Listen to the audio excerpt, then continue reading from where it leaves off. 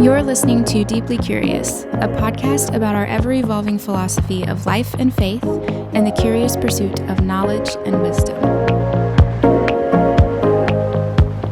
In this episode, we are talking about the dangers of dualistic thinking. My name is Cody Jensen, and joining me, as always, is the woman who makes all the love songs make sense, and coincidentally, all the breakup songs make sense, my wife, Sarah Jensen. Hello. Deeply Curious, and all of the art we create is made possible by you and the members of the Jensen AV Club. This week's show is produced by Christian B. Schmidt, Amber Day, Greg and Christy Jensen, and Jeff Stevens.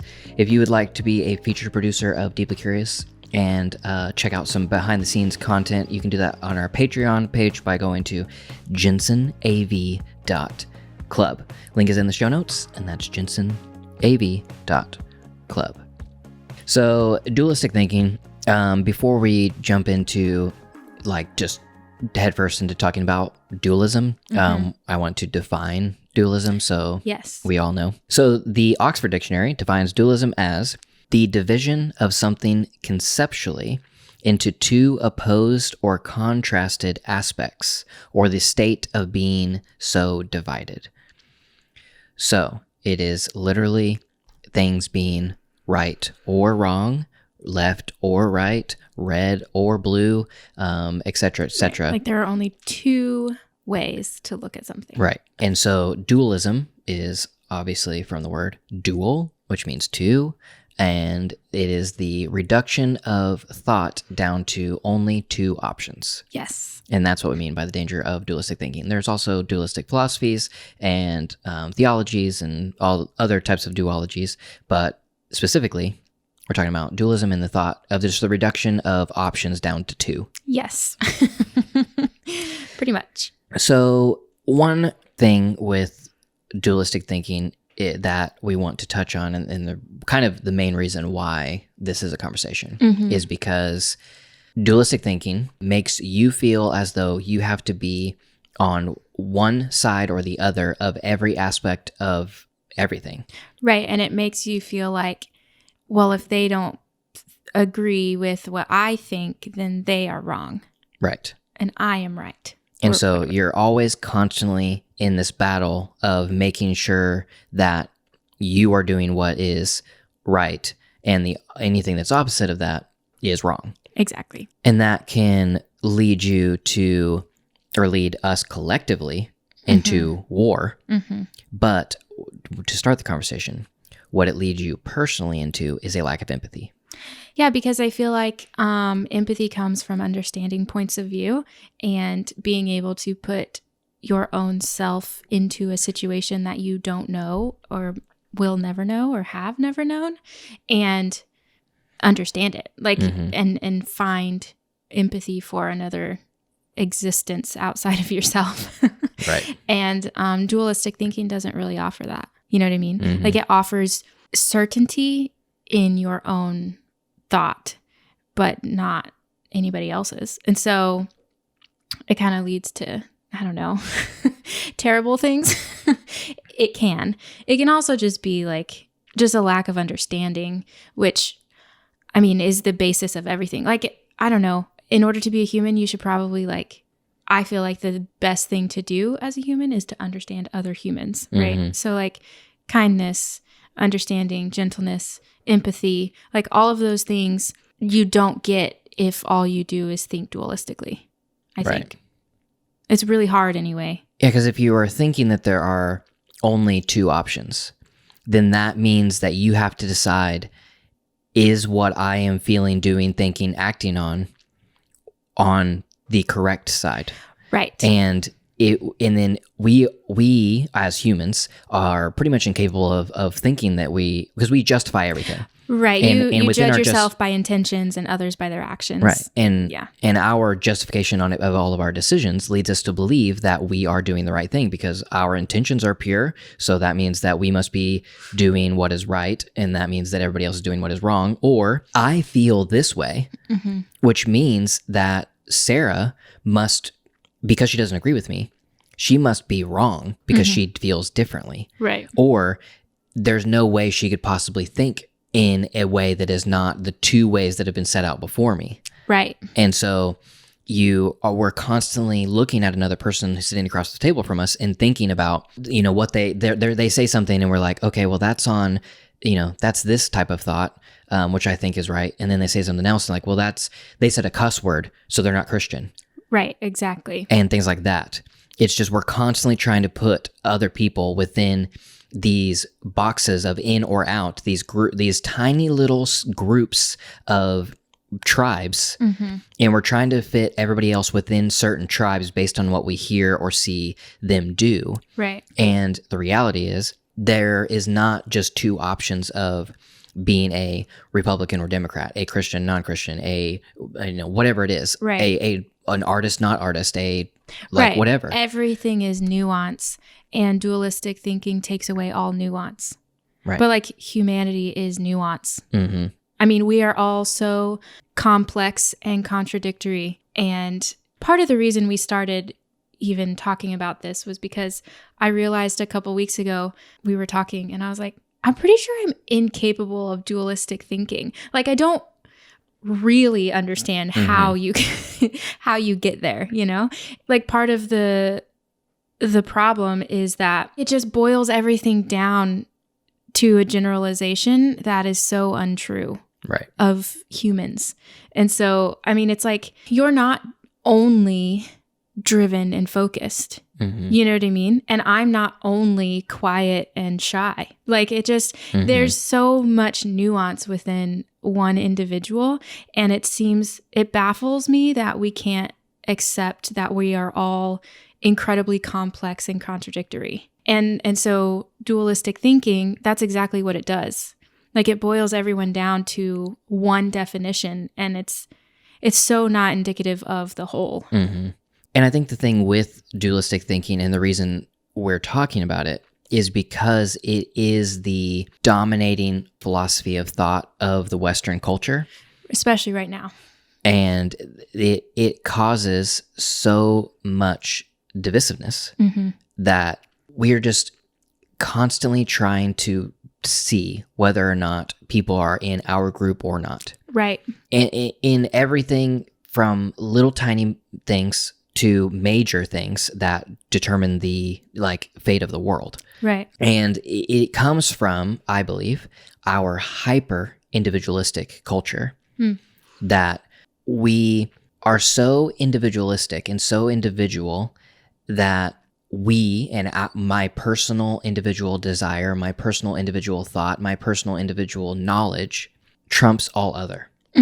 It's also a little bit oxymoronic how individualistic we are, but how we also put everybody and ourselves into one or two, into a box of either number one or number two. And you would think that if we were so individualistic that we would be a culture of individuals who have individual thoughts and talk in nuance and don't reduce ourselves down to conservative or liberal or, et cetera, et cetera. Right. That we actually look at everybody as an individual in the same way we look at ourselves as individuals, but we don't. We look at ourselves as an individual who has these, particular, thoughts, and I can do anything and act any way outside of the confines of culture, whatever. But we actually boil everything down into one or two. Right. I think it comes from us being so individualistic that we become so arrogant to believe that the limits of knowledge stop at our limits of understanding. Right. And that's so not true. The limits of knowledge do not stop at the limits of understanding for myself, in the fact of, I don't even understand algebra. Right. But that doesn't make algebra non-existent. It doesn't make algebra not knowledge. It doesn't make algebra not true. And it doesn't make a person who doesn't understand what you understand stupid or an idiot or wrong or whatever. It just means that they have a completely different life experience than you, and you should try and understand it. I don't even understand algebra, and that's something kind of basic. So obviously, my limits of understanding do not meet the limits of knowledge. Right. But then we think that we're so arrogant to believe that we know huge things. That, let's say something like the earth being round.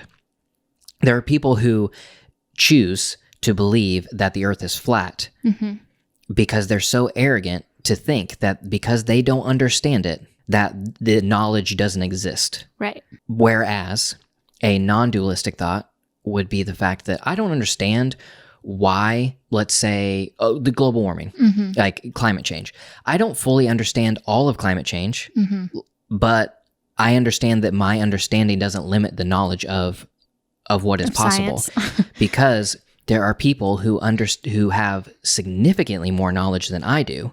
Right. And their knowledge is something I trust in because they have years and years and years and years of expertise, and it's also a collective scientific fact. Right. And so it's like, okay, well, I would have to study for years to fully understand it, but it doesn't mean that my understanding limits the knowledge. Right. So back to the limits of knowledge do not stop at the limits of understanding individually. Right. But also even the limits of human understanding. Right. There are things that no human on earth understands, but that doesn't mean that's where the limit of knowledge stops. Right. It's like, I think I've kind of always said, like, until you can accept that there is like a mystery to this life, to the universe, then you'll always be unhappy. You'll always be striving to, you know what I mean? Like you have to be able to like hold two opposing truths, you know, in your hands and like be comfortable with that, because that is life. Life is about holding contradictory things in both hands and saying like, I mean, both of these I think are true. Okay. You know, and like kind of, it's basically just letting go of control. And like until you can do that, you're kind of screwed, you know, you're going to have a terrible life. You're going to always be frustrated by something. And I think like the same goes for understanding. Like you will never know everything that this universe is doing ever. And like, you just have to be cool with that. Right. Be like, yeah, it's frustrating, but it's the truth. So, okay. You know? That gives me a little more, maybe some clarification of why I think that our American individualism leads to dualism, is that our American individualism leads us to want to have and maintain control of everything in our life because we believe the only one looking out for us and the most powerful thing that we can believe in is ourself, and that we follow all of our particular desires.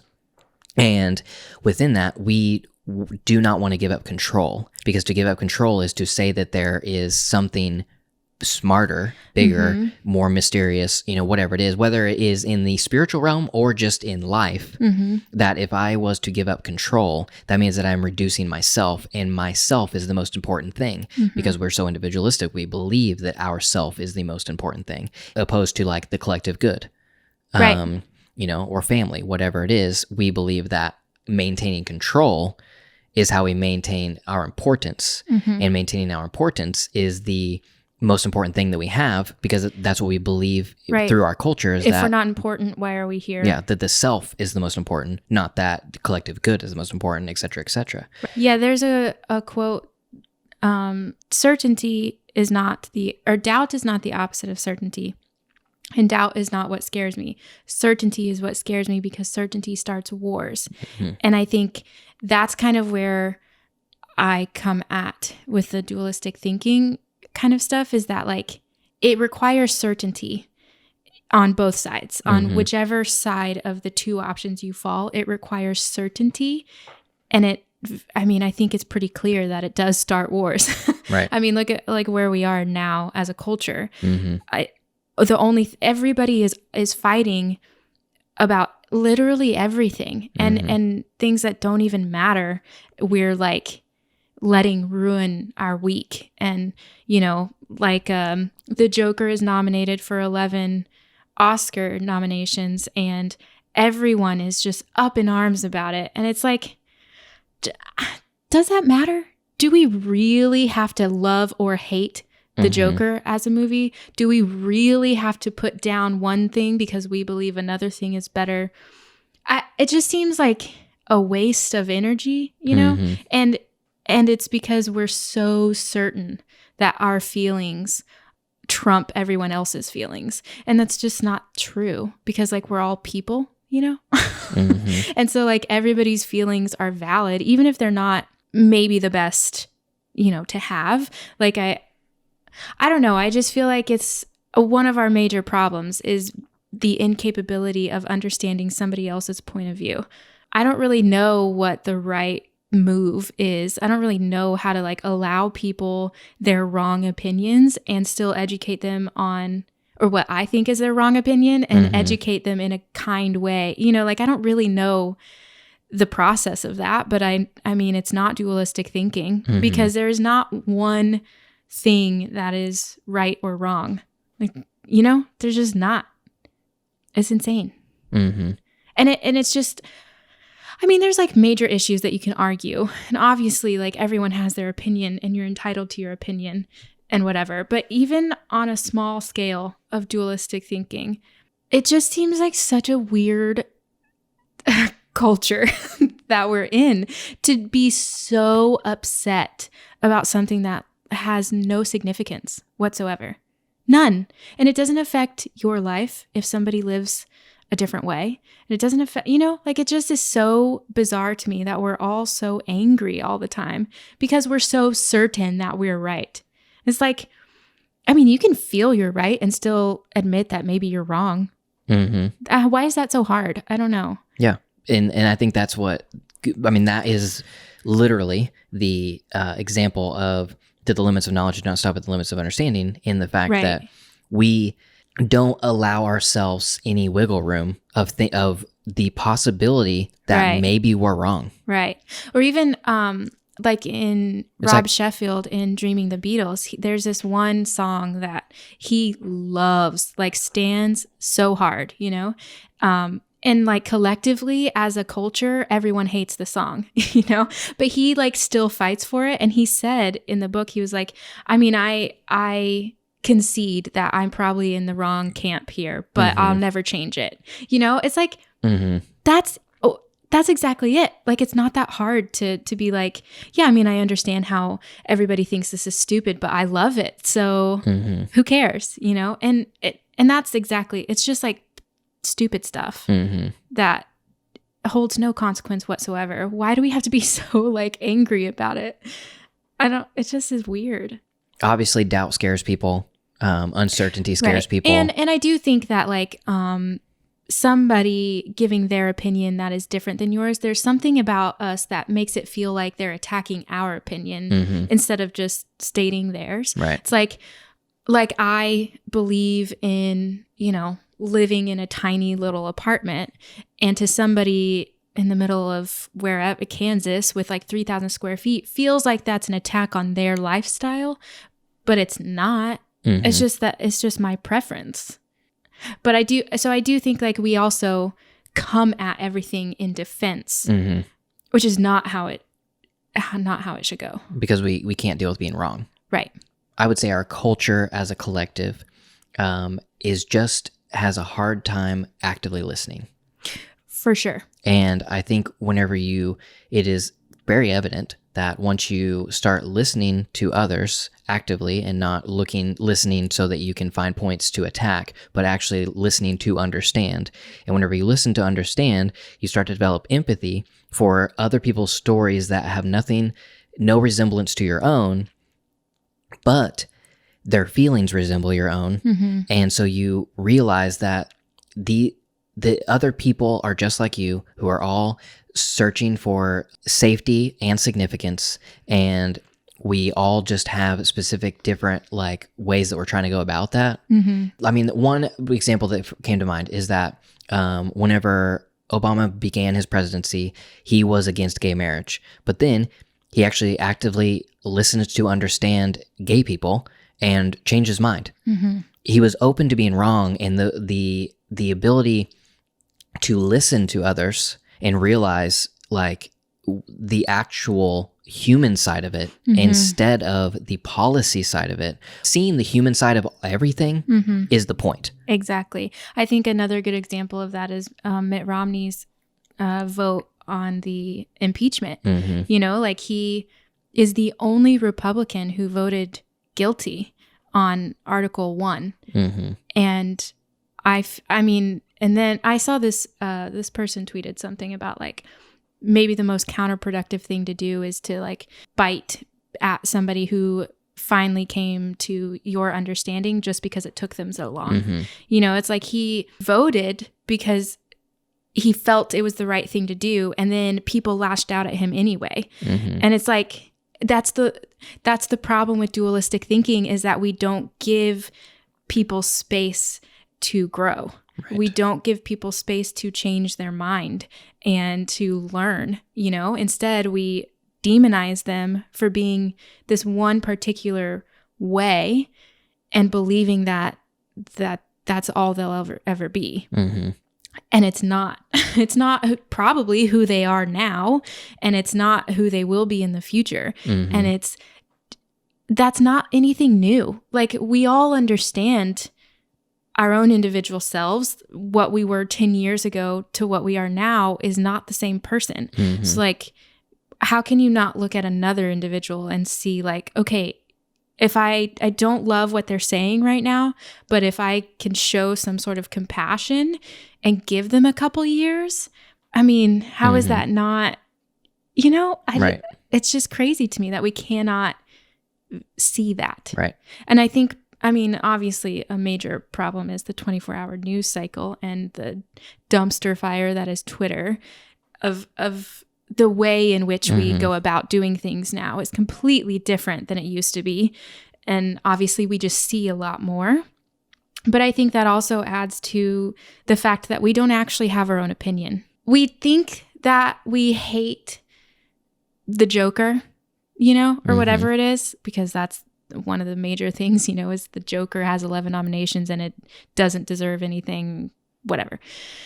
And so it's like we think we hate the Joker, but we haven't even actually asked ourselves if we hate the Joker. We just are following what everybody else said on Twitter about the Joker. And so then we decide, we're like, oh yeah, that's right. Mm-hmm. Well, have you actually really thought about it for yourself? Because if you think about all of the implications, every side to the story, because there's not just one or two. If you think of every side, can you see how some people would have a different opinion? Yes. Like it's every single person comes at something from their own life experience. And so you have to understand that there are multiple points. I mean, there's like 50 or 100 points of view to each individual situation and circumstance. Right. And so to boil that down to right or wrong or two sides is impossible. And all you will ever do is fight if that's the case. Yeah. So in there, one thing you were talking about, having compassion, that you have to have compassion for others to be able to change. I'll add to that and say, we have to have compassion for others and give them the grace that they have changed or that they can change. Right. And we have to humble ourselves to the point where we believe and we're okay with the fact that we could be wrong. Right, because in 10 years, we will be different. Who knows what we believe in 10 years? Right. So you have to have compassion to allow others to change, be humble enough to realize that no matter how strongly you feel about something, no matter how earnestly you believe something, you can be wrong. I mean, that is just the fact of life. You can be wrong. And no matter how right you feel, there is the option where you're wrong. And you have to accept it. You can continue to believe that thing. Because, I mean, there are lots of things. Like I firmly believe that it is the right thing to do to lift others up and, you know, choose compassion and not build a wall at the border. Like, let's just say that I firmly believe that we should not be building a wall at the border. But I could be wrong. Right. I don't believe I am. Right. I mean, I have lots of reasons to justify my belief. I have lots of things that I would say are, you know, right. But that doesn't mean that because I feel that way and I have all of these justifications that it ultimately means I am right.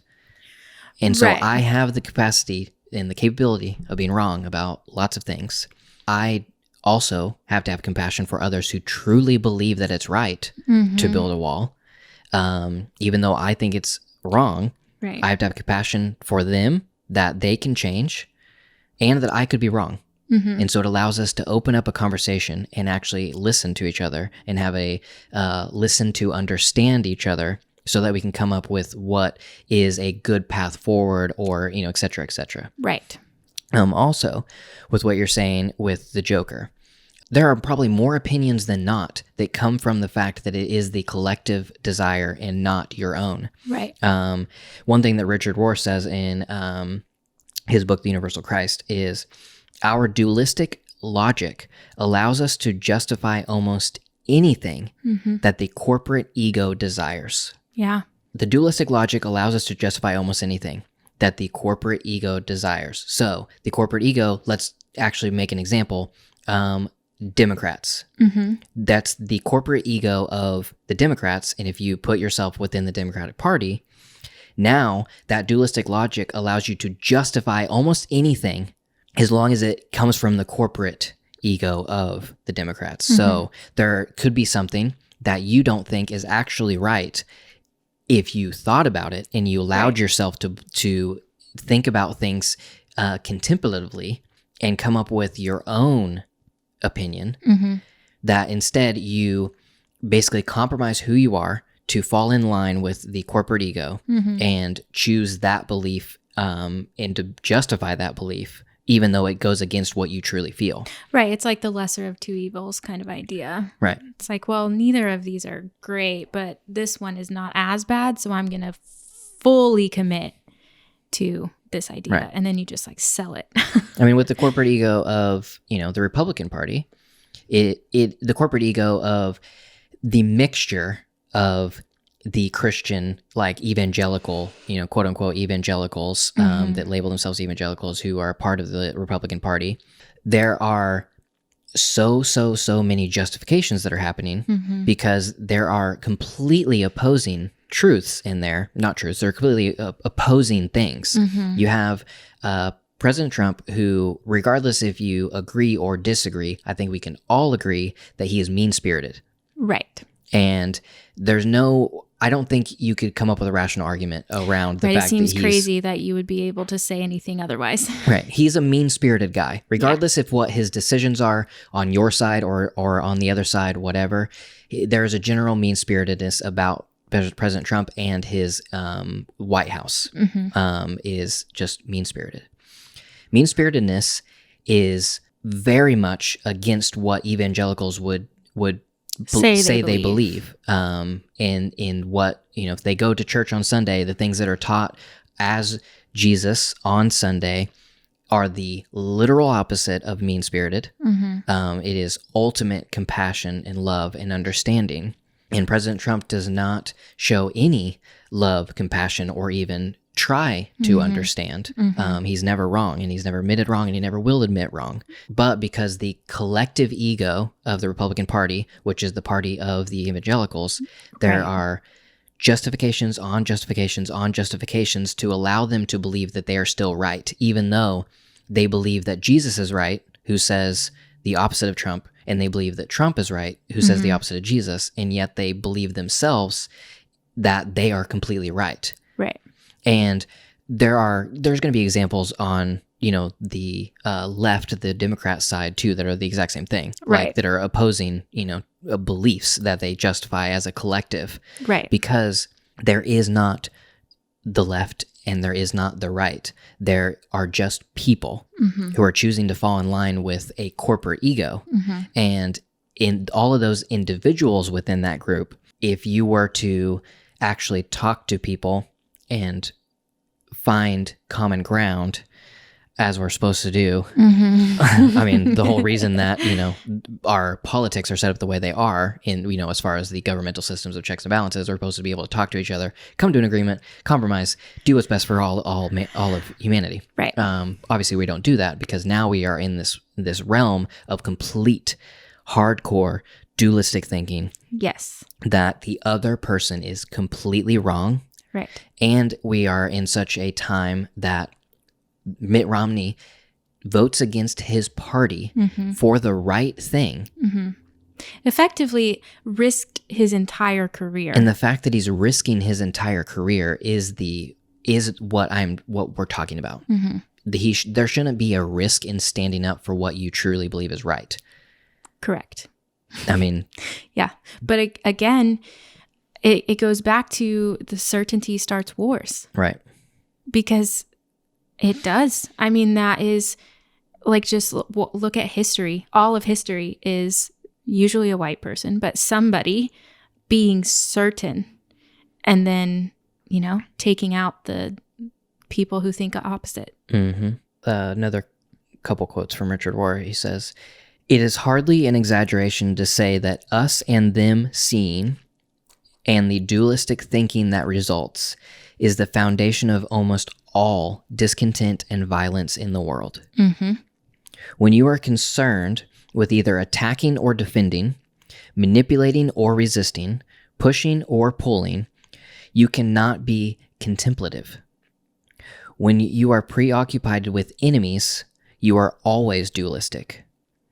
You can take that as self-evident. In most cases, you become a mirror image of both what you oppose and what you love." Yeah, that is really good. That's the part of the problem with dualistic thinking, is that you start, I believe, usually from a good place. There's like some sort of righteous anger in there, which, can do good.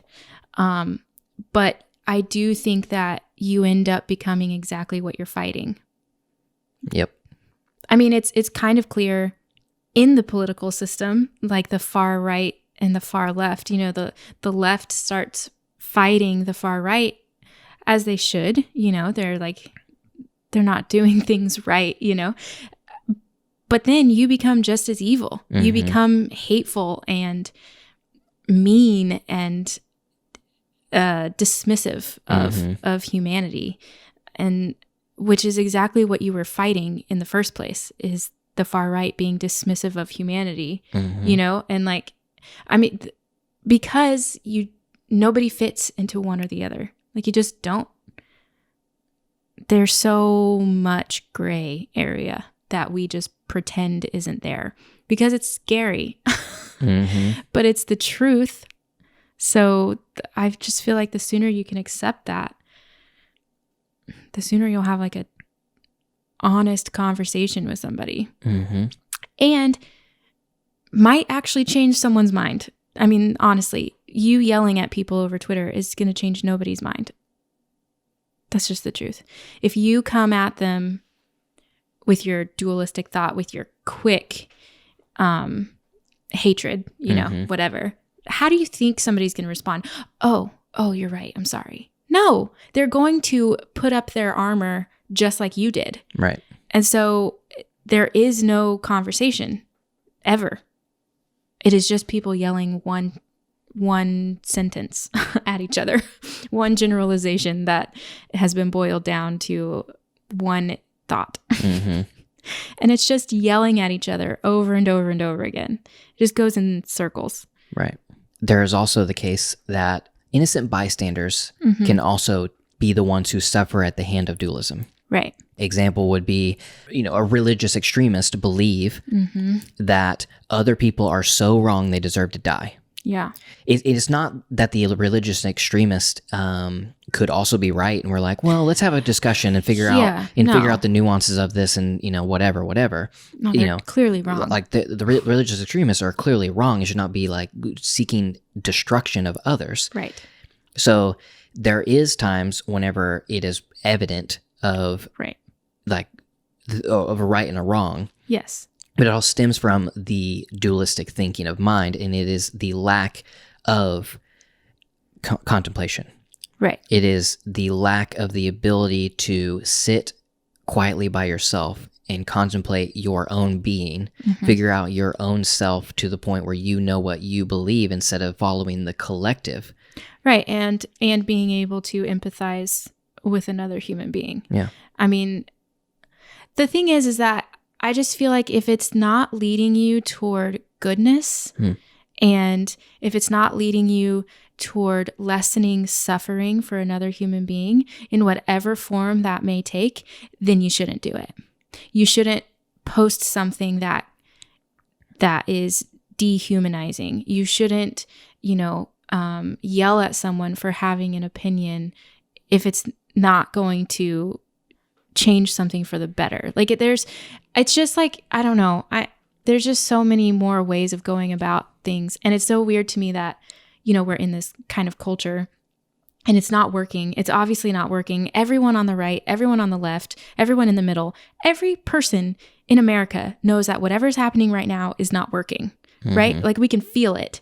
And it's blows my mind that we're still just like going about. It's like it's the definition of insanity, doing the same thing over and over again and expecting different results. It's like not going to change if you don't change the system. And so obviously, dualistic thinking isn't working. Yelling your opinions at somebody else isn't working. So how have we not tried something new yet? You know what I mean? How can we not, as individuals? I understand systematically it's difficult to change or whatever, but like as individual people, how have we not figured out that screaming our opinion in people's faces isn't the answer? You know what I mean? Like it's just not. To be forced to choose between two options, right, is to never see with depth, with subtlety, or with compassion. Right. And unfortunately, most people do not know how to see with depth, subtlety, and compassion. Right. And if you were to, let's say you're on the right or on the left politically, if things are going to change in the country, obviously something has to change. Right. But for something to change, that takes at least one side looking at things with depth, subtlety, and compassion, basically admitting we could be wrong. Let's talk about this. But neither side is willing to do that. Right. Obviously, because it takes humbling yourself, and neither side is going to humble themselves as a collective. Obviously, there can be, you and I personally, we can do that. Right. And we can challenge others to do that, which technically is what this podcast is doing, to look at things deeply. So I think this is my complete hypothesis right here. But I think in order for the change that you are asking, something has to change. We all know that. I think for that actual change to happen is, one, completely grassroots like this, where just us as individuals, we choose to stand up and say, I'm going to look at things with compassion and I'm going to look at things as non-dual and see other people's point of view. And we all start doing that as a collective grassroots movement. And or a leader to come in who chooses not to play the political game and is a centrist, level-headed, and teaches our political countrymen to like have compassion. I mean, obviously, those are two complete different thoughts of. I mean, that's basically different political theories of like, obviously top down versus bottom up. And I don't know which ones work. I'm not smart enough to know that, but I mean, either one of them seem like a reasonable option to me. Yeah. But the only thing I can control is myself. The only thing that I can do is change myself and share, with others what, how, I feel within, contemplative, like just being contemplative and thinking broader than left or right, broader than right or wrong, and or good versus evil, or good versus evil. And as I do that myself, and as I share that with others, that is literally the only thing I can personally do. Right. So I can't just sit here and be like, well, we just need a leader to come in and change everything. We just need somebody to change stuff. Well, we just have to wait. We just have to wait. Right. Again, we as individual human beings have a responsibility while we're here on this earth. And I believe that is to bring goodness and kindness and less suffering, as much as possible. Right. So, yeah, you have a responsibility in doing something, in trying to change things, even if that responsibility is as small as not biting back at someone on Twitter. Honestly, that can change a whole lot. Yeah. So the quote of our dualistic logic allows us to justify almost anything that the corporate ego desires came from this larger quote that I want to read that illustrates what that means and how that has affected us as Christians. So Richard Rohr says, frankly, a new humility is emerging in Christianity as we begin to recognize our many major mistakes in the past, especially our tragic treatment of indigenous people in almost all the nations that Christians colonized, along with our silence about and full complicity with slavery, destructive consumerism, apartheid, white privilege, the devastation of the planet, homophobia, classism, and the Holocaust. Our dualistic logic allowed us to justify almost anything the corporate ego desired. Yeah, that's exactly what I was thinking when I was talking about certainty starts wars. Because, I mean, we've talked about like faith and stuff on here several times, and about how I struggle in defining what I am or what I believe because of that. and because, again, I hold true to opposite feelings that like I feel like this is right, I know I can be wrong. And the problem within Christianity, the Christianity that we grew up in, is that you're not allowed to feel like you might be wrong. You're not allowed to have doubts. You're not allowed to concede that another way of life might be fine. You know, like all of those things are very wrong. And honestly, I've been told that I would go to hell because I believe those things, you know? So like, I've always struggled very hard to put anything into words because of that, because of my feeling that I don't know if any of this is right. And honestly, a lot of bad has happened because of supposedly what's right. So, you know, I don't feel too bad not defining it now that I'm getting older and like understanding more. But it's like, it's exactly that, like the certainty of the church, of the Christianity in which we are familiar with, or that I guess sort of happened over the last couple of 100 years, has done a lot of destruction and damage. And like, I just don't know why it's so hard to look at that and be like, ooh, we might be wrong here. I don't know. Like, you know, but people are so scared to admit that they're wrong. And so it's not that God and Jesus are wrong. Like I believe in Jesus's way of life. I believe that he, the way in which he lived is a good map for human beings to live, but he didn't live as Christians have lived historically in the last couple of 100 years. He didn't. He didn't condemn people. He didn't murder for the sake of murder. He you know, like or stand by complicitly and watch as evil happens. Yes, because that evil is being done by a political party that the church is affiliated with. Right. In fact, he went against it. There are instances in the Bible where he went against political statements, and so it's just like I just don't.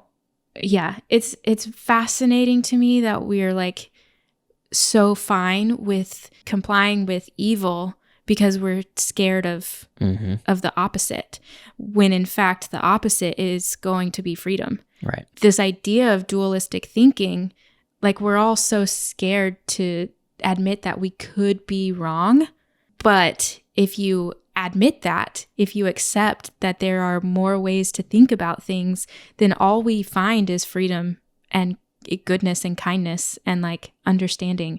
And there's nothing scary about that. Literally nothing scary about learning to understand that another human being lives differently than you and everyone's going to be fine.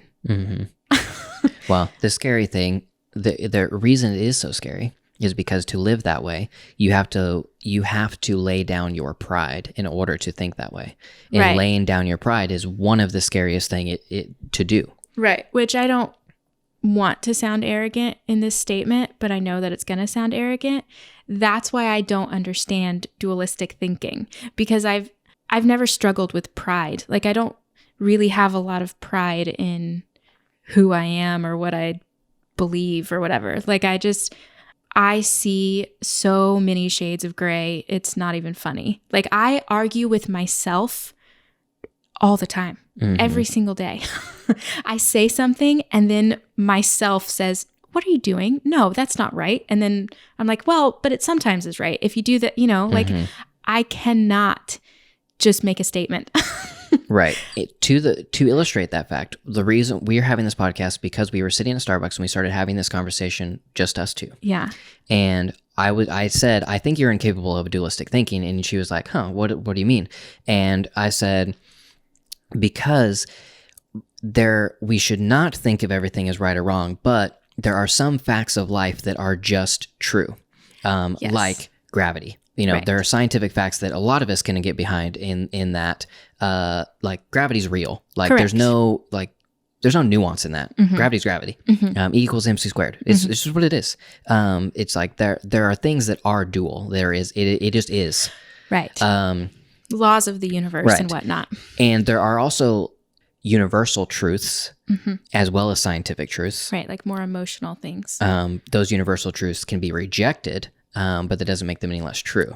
But anyways, we were just sitting there, we were talking, and she's like, what do you mean? And I was like, well, the fact is that I think you would have a hard time saying that this thing we're sitting at right now is a table. Yes. And then we argued about it for probably 30 minutes because I agreed. I don't feel like you have to call it a table. And I was like, no, there is a fact. The fact is this is a table. And then I said, the fact is that it can be anything to anybody. It's like, how do you know? Other people see it as a table. And it's like, it could be because it was a little round table. So it was like, it could be, if you flip it on its side, a little spindle thing that you like wrap, yarn up or whatever. Like it could be a million things, a million uses to a million different people. But the point is that even if you used it as a spindle, it doesn't make it not a table. It just makes it a table you're using as a spindle. Right, which I still can't concede on. Because it's like, it's not a spindle because it's made with it was made to be a table. It has table legs. It has a wood top that wouldn't survive outside as a spindle. Right. And like, et the cetera, top et cetera. Is bigger than the bottom, et cetera. It's clearly a table that you are having, you creatively came up with that could be used as a like spindle. Right. But at the end of the day, the truth is, it is a table. So anyways. Right. Which I said, the truth is that it is a table, but it can also be other things. Right. And anyways, the point is that I could not concede that it was, the fact is that it's a table, period. I couldn't say it, and I still can't. It is a table, period. But comma also could be used as a myriad of other things. And if you've never seen a table before, you could think that it was something else. And it also, what even is perception? What even is reality? Right, maybe your reality is that a table is actually a cup. I don't know. And I went into that whole idea of like, well, society, the society we live in is a construct, and maybe we weren't even supposed to live this way, and everything is a simulation, and all of that stuff, because I do believe all of that. So it's like I do have a very, very hard time understanding dualistic thinking. So I don't know if that's good or not, because I can't say one thing is truth, And I don't know if that's good or bad, honestly. But I know what I feel, and I know what I have read from the poets and the philosophers and the mystics over hundreds and thousands of years. And, I can kind of deduce that, like, okay, this is like universal. This is the human experience, et cetera, et cetera. But I do have a very hard time making a firm statement in anything. I said when we were talking about this a couple weeks ago, I said, the only thing I have a very strong opinion about is people having strong opinions. Like I will argue that to my death. Because I just think that there's so many other ways to look at things. And it's not that I don't have firm beliefs and values and whatever. It's just that I don't feel the need to shove them on other people. Right. It's like, I firmly believe in the existence of God. Right. But I don't know. Who knows? I mean, there's no way I could know that. Right. Like, it's unknowable. Right. In my experience, it feels very knowable, but ultimately, regardless, no matter how much I want to say that I believe it and I want to stick to my guns and say that it is absolute truth, I mean, I don't know. Right. And I think it's very arrogant to say that just because you experienced it, it means this person who's never experienced anything has to believe it. You know, like that completely dismisses them as a human being. And that's not there has to be a mutual respect that you have for another human because they're human. You know, and I'm not saying that like everything is forgivable and whatever. There are consequences to your actions and things you do, you know, like, I mean, you have to be nice. You have to be kind. You have to lessen the suffering of others. You have to bring goodness. Like that's what I believe our responsibility is as human beings. If you're not doing that, there are consequences for not doing that, for treating people the way you treat them, for being evil or mean. Like there are consequences for that. But generally speaking, you cannot dismiss another human being's experience. You just can't. You can't say like, well, you should just do this because. No. You completely dismiss their entire existence and what they've gone through by saying that. It takes nothing into account. And I just believe that that's wrong. Yep. So in small matters, like whether the Joker was right or wrong or whatever, like you cannot just completely dismiss the director's views of things. You can't dismiss the fact that, you know, maybe they thought of it in a different way than you did, or that they thought, oh, this is going to be, you know, a conversation about mental health or the mental health systems, or, you know what I mean? Like you can't just say like, well, they're all evil because it's all misogynistic, whatever. Like that's not truth. That is maybe a tiny sliver of a truth, but there are like, you know, 8 pieces to a pie. So, you know, right. That's how I feel. Right. I mean, it also dismisses the fact that I watched the movie thinking when it was over, holy cow, that was an amazing movie. I absolutely loved it. Didn't even think that there was a possibility of a controversy. Yeah, me neither. And then all of a sudden there's a controversy over like, you know, just, you know, stupid things that I don't really understand. Right. But as we talked about it for a long time, actually that's an interesting thing is I feel like I had a more compassionate view of the possibility that somebody could have watched this movie and seen something other than what I saw. And you had a harder time with because that. What I got from the movie was the warning of treating people unkindly. Because I feel like that's what it was. It was this origin story of this man who just like the world hated. Not literally, but like the world was not kind. Yeah, the world was not kind to him, and the mental health systems that were in place were not kind to him, and nobody saw his humanity, and it turned out wrong. It ruined him. And I do have like a soft spot for tragedy, you know, and so like I argue all the time about like what our media does to celebrities or whatever, you know, like I have a soft spot for that kind of stuff. And that's kind of like what I felt when we were watching the Joker. I felt this soft spot for what the world did to him, you know, and so that's the only thing I got out of it, was just this sort of like cautionary tale of not being compassionate about mental illness. You know, like that's what I took from it. But it's not that I can't understand the other opinions, because I do. I understand the families who lost people in the movie theater shooting of Batman. And they came out and were like, please don't release this movie. This is terrible. This is a bad idea. You know, whatever. I understand where they're coming from. I understand less so about the whole misogynistic idea behind it or whatever. My white male rage. Like I mean, it's not that I don't get it, but I don't agree, I think, because it's a truth. You know, it's one of those things like, I don't know how, you know, whatever. I don't know. And so I just feel like it's not that I don't see what they're saying, but I don't necessarily agree. But everyone's entitled to their opinion. And I just think it's not worth, you know, hating people. Like, Mm-hmm.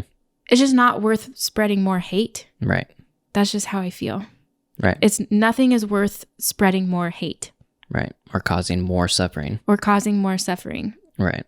But the whole point is that I got none of those opinions from watching the movie. I was shocked that they were there because I have such a soft spot for that kind of story of like true tragedy where just the world was not kind to somebody and it hurts my heart. So that's the only thing I got from it. So yeah. I think that, so Sarah has basically from birth, she just made in a way that doesn't fall into the dualistic thinking that most of us do. And I would say that in my experiences, I do understand dualistic thinking because I have thought dualistically. I probably think dualistically about things right now. But I'm on a journey and on a path of figuring out what those things are, opening my mind and bringing more passion and or depth and subtlety and compassion to those things. It may come naturally for Sarah. It does not come naturally for most of us. And the thing that we have to do if we struggle with basically pride, arrogance, thinking that we're, our right is the right, that type of thing, is we have to stop, slow down, and think for ourselves, and essentially do what is contemplation. Like you have to find a contemplative spot where... And that just means blocking out all the other noise and quieting down. Right. That's what contemplative, it's just contemplation. That's it. It's just letting your mind think without any outside influence. Right.